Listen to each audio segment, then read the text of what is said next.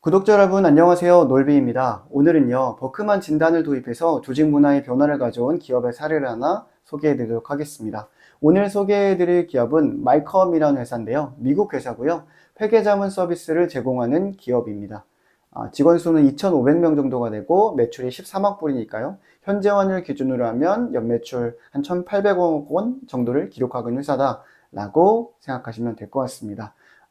그리고 한국에는 잘 알려져 있지 않지만 미국에서는 그래도 손에 꼽히는 좋은 평판을 가지고 있는 회사인 것으로 알고 있습니다. 회계자문 서비스 분야 내에서요.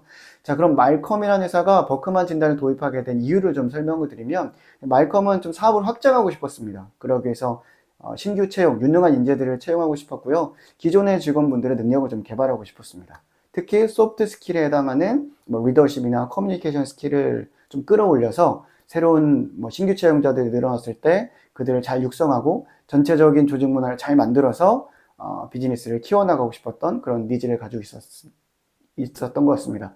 그러기 위한 솔루션을 고민하던 중에 이제 버크만 진단이라는 것을 알게 됐고, 그것을 조직에 도입을 하게 된 거죠. 이 프로젝트를 이끈 것은 로라 로데라는 이 말컴의 CEO인데요. 이 CEO는 버크만 진단을 도입하면서 어떤 사내에서 이루어지는 다양한 커뮤니케이션상에 버크만의 언어들이 사용되기를 원했고, 그것을 목표로 일단 프로젝트를 진행했다고 합니다. 로라 로데가 처음으로 한 일은 뭐냐면, 일단 C레벨에 있는 임원들, 그리고 리더십을 가지고 있는 분들을 설득하는 거였습니다. 그래서 그들과 만나서 토론하고 이 버크만을 알리고 이런 과정을 거치면서 결과적으로 그들의 지지를 이끌어냈고요. 이제 버크만 진단을 본격적으로 사내에 이제 확장시킬 수 있는 그런 토대를 마련한 거죠. 그 다음 로라 로데가 한 일은 뭐였냐면, 그 버크만 앰베서더라고 해서 사내에 자신처럼 버크만의 가치와 버크만 진단을 어떻게 활용해야 할지를 알리는, 그리고 업무 프로세스에 버크만을 도입하는 것을 좀 적극적으로 추진할 수 있는 사람들을 모으기 시작한 겁니다. 그들을 버크만 앰베서더라고 부르고, 그들을 그룹핑해서 그들과 함께 버크만을 사내 곳곳으로 이제 주입하기 시작한 거죠.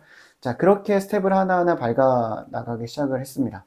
여러 가지 전략들을 실행을 했는데요. 대표적으로 우리로 치면 사내 인트라넷에 해당하는 곳에서 어떤 동료 직원들을 검색하면 그 직원의 어떤 버크만 진단 검사 결과를 함께 볼 수 있도록 하는 등, 이렇게 뭔가 사내의 공통 언어로서 버크만 관련된 언어들이 자연스럽게 스며들도록 하는 전략을 선택한 것 같습니다.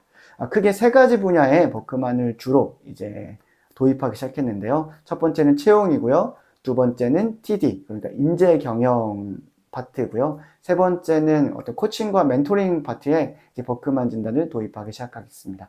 하나씩 좀 살펴보면, 채용 프로세스에 버크만 진단을 도입했는데요.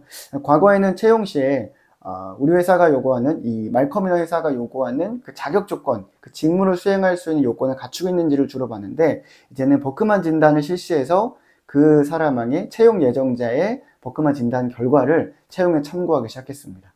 이거 어떤 의미냐면, 기본적으로 우리가 맡기고자 하는 직무를 잘 수행할 수 있느냐만이 아니라 우리의 문화, 우리 조직의 문화, 그리고 팀의 문화에 이 사람이 가지고 있는 어떤 캐릭터가, 스타일이 잘 어우러질 수 있는 사람인가를 함께 보기 시작했다는 거죠. 자, 이것도 굉장히 의미 있는 변화였다라고 이야기를 하고요. 자, 두 번째는 바로 TD, 그러니까 탤런트 디벨롭먼트, 그러니까 인재 경영 파트에 바로 이 버크만 진단을 도입하기 시작했습니다. 이 말컴은 말컴 유니버시티라는 사내 대학을 운영하고 있었는데요. 그 대학에서 운영되는 여러 이제 교육 프로그램에 이제 버크만을 접목하기 시작을 했습니다.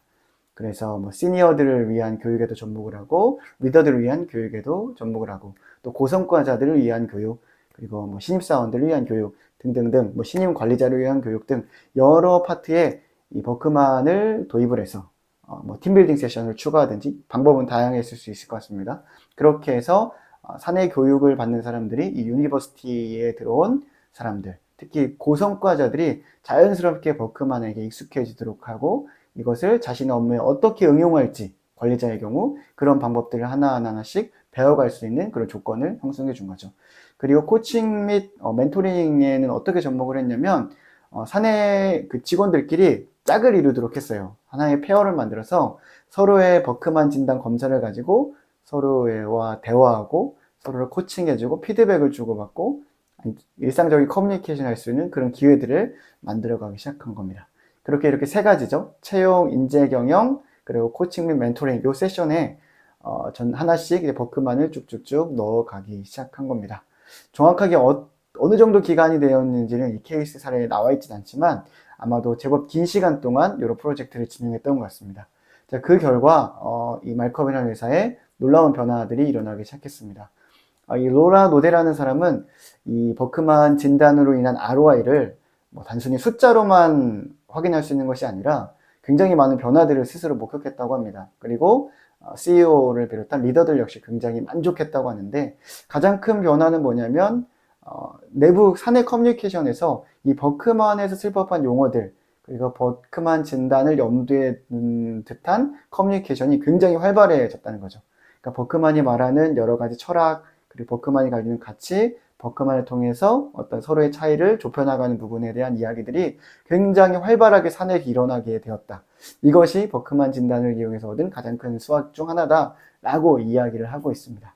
그리고 또 하나의 변화는 뭐냐면 그동안 이제 어떤 구호로만 남아 있었던 그런 말이었던 것 같아요. 차이를 인정하자, 다름을 인정하자. 차이는 틀린 것이 아니라 뭐 다름일 뿐이다. 뭐 이런 문구들이 있잖아요. 다양성이 굉장히 중요해지면서 이러한 문구들을 사내에서 많이 이야기하는 경우가 늘어나고 있는 것 같습니다. 여러 기업들에서. 근데 그런 것들이 구호로만 그친 것이 아니라 이 버크만 진단을 도입하고 난 이후부터는 그러한 것들이 실제적으로 조직 문화에 스며들기 시작을 했다라는 거죠.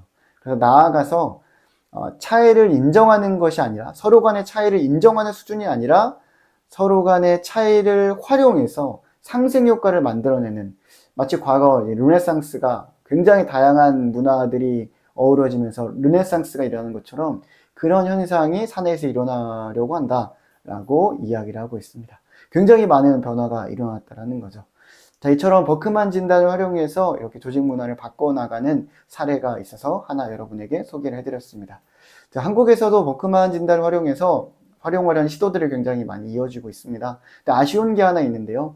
국내에서는 아직 버크만 진단을 활용해서 뭔가 장기간 어떤 프로젝트를 진행한다기보다는 그냥 어떤 교육 목적, 워크샵을 한다거나 아니면 팀빌딩을 한다거나 하는 것처럼 교육의 목적으로 사용하는 경우가 많이 있는 것 같습니다.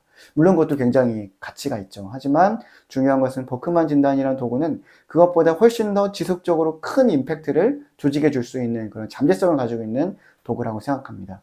그래서 혹시 사내 HRD 담당자분들이나 뭐 조직문화 담당자분들은 뭐 버크만을 알고 계시겠지만 버크만을 그냥 교육용 워크샵에 사용하는 도구가 아니라 조직문화 전체를 바꿀 수 있는 임팩트를 만들어낼 수 있는 도구다 라고 한번 생각을 하시고 한번 이 버크만이라는 진단이라는 것을 다시 한번 이렇게 한번 살펴보셨으면 좋겠습니다.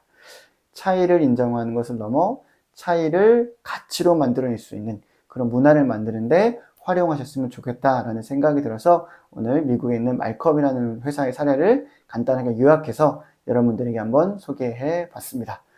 이 사례에 대해서 조금 더 자세히 알고 싶은 분들은 댓글창을 한번 확인해 주시면 좋겠습니다. 제가 이 사례가 담긴 버크만 홈페이지의 링크를 댓글에 남겨 놓을 테니까요. 거기서 한번 확인해 보시면 좋을 것 같습니다.